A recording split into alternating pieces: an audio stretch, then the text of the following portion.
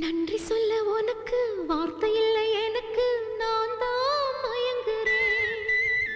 காலமுள்ள வரைக்கும் காலடியில் கிடக்க நான் தான் விரும்புறேன்.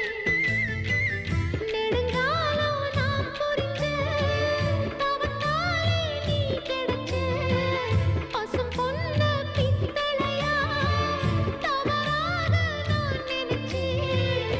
நேரில் வந்த ஆண்டவனே, ஊரறிய உனக்கு மலையிட்ட பிறகு ஏம்மா சஞ்சலம்? உன்னுடைய மனசும் என்னுடைய மனசும் ஒன்றாய் சங்கமோ?